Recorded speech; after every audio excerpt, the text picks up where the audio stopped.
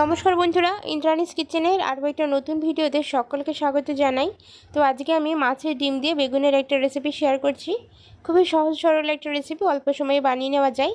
তো রেসিপিটা বানানোর জন্য এখানে দেখুন মাছের ডিম নিয়েছি, আর এই মাছের ডিমটা কিন্তু 2 থেকে 3 দিন মতো ফ্রিজে রাখার কারণে একটু কালো হয়ে গিয়েছে।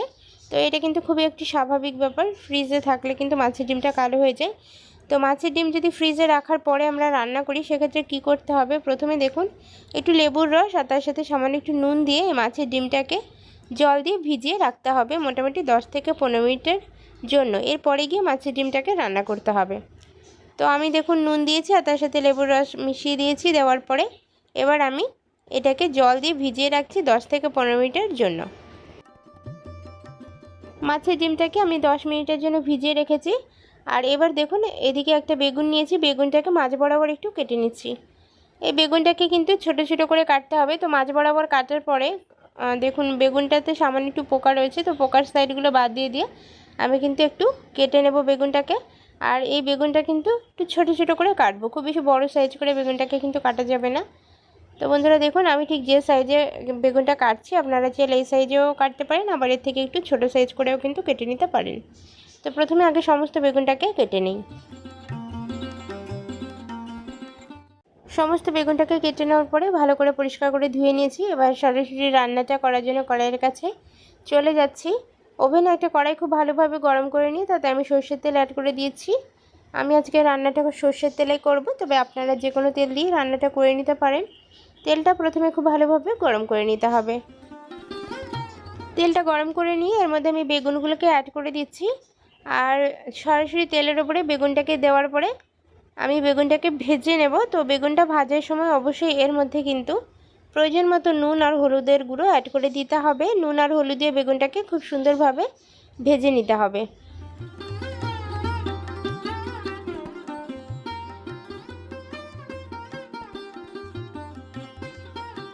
নুন আর হলুদ দেওয়ার পরে আমি একটু ঢাকনা চাপা দিয়ে দিয়েছিলাম, যাতে করে বেগুনটা তাড়াতাড়ি করে সেদ্ধ হয়ে যায়, সাথে করে ভাজাও কিন্তু হয়ে যায়। তো 2-1 বার ঢাকনা চাপা দিয়ে বেগুনটাকে এভাবে ভেজে নিতে হবে। তো ফাইনালি দেখুন বেগুনটা খুব ভালোভাবে ভাজা হয়ে গিয়েছে। আর এই পর্যায়ে এসে বেগুনটাকে নামিয়ে নিতে হবে।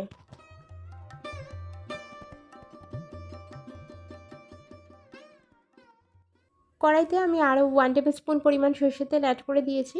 তো তেলটা ভালোভাবে একটু গরম করে নেব।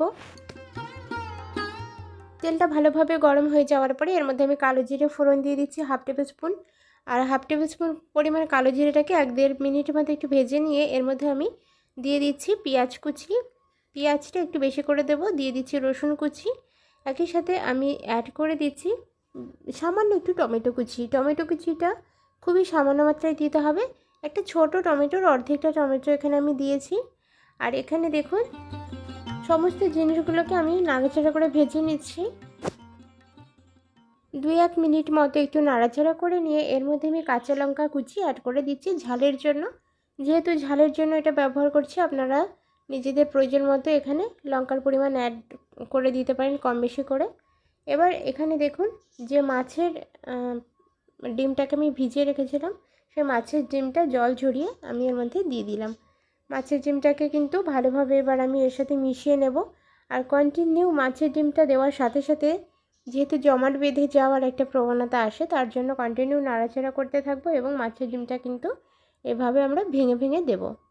তো কন্টিনিউ নাড়াচাড়া করার ফলে মাছের ডিমটা কিন্তু আর জমাট বাঁধতে পারবে না এবং জিনিসটা কিন্তু খুব সুন্দর ছাড়া ছাড়া হবে। এই পর্যায়ে এসে এর মধ্যে আমি সামান্য পরিমাণে একটু নুন অ্যাড করে দিয়েছি। নুনটা দেওয়ার পরে এখানে কিন্তু ভালোভাবে নাড়াচাড়া করে মিশিয়ে নিচ্ছি।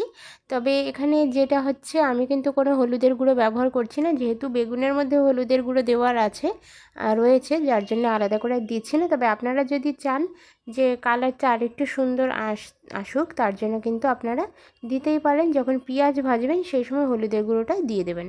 এবার দেখুন বেগুনটাকে দিয়ে দিলাম, দেওয়ার পরে খুব ভালোভাবে নাড়াচাড়া করে মিশিয়ে নিচ্ছি।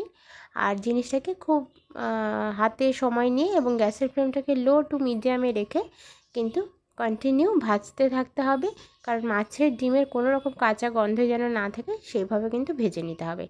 তো আমি মোটামুটি 5 থেকে 6 মিনিট মতো এরকমভাবে ভেজে নিয়েছিলাম।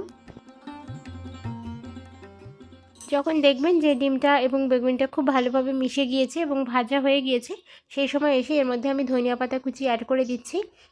তো মোটামুটি এখানে সামান্য একটু ধনিয়া পাতা অ্যাড করতে হবে, বেশি মাত্রায় ধনিয়া পাতা কিন্তু দেবো না। তো অল্প একটু ধনিয়া পাতা দেওয়ার পরে খুব ভালোভাবে নাড়াচাড়া করে মিশিয়ে নিতে হবে। ধনিয়া পাতাটা দেওয়ার পরে হালকা হাতে নাড়াচাড়া করে গরম গরম ভাতের সাথে রেসিপিটা পরিবেশন করেছিলাম। তবে ভাত ছাড়াও রুটি, লুচি বা পরোটার সাথেও কিন্তু রেসিপিটা পরিবেশন করা যায়, খেতে দুর্দান্ত হয়। রেসিপিটা দেখে যদি ভালো লাগে তাহলে প্লিজ একটা লাইক করবেন, কমেন্ট করে জানাবেন কেমন হয়েছে বা কেমন লাগলো রেসিপিটা। তো বন্ধুরা, দেখা হচ্ছে পরবর্তী ভিডিওর সাথে। ততক্ষণে যেন সকলে খুব ভালো থাকুন, সুস্থ থাকুন, আর চ্যানেলটাকে প্লিজ সাবস্ক্রাইব করে রাখবেন, বেল আইকন এবং নোটিফিকেশান অন করে রাখবেন। তাতে করে যখনই আমি কোনো নতুন ভিডিও আপলোড করব সবার আগে আপনার কাছে পৌঁছে যাবে। বন্ধুরা, ভিডিওটা শেষ পর্যন্ত দেখার জন্য অসংখ্য অসংখ্য ধন্যবাদ।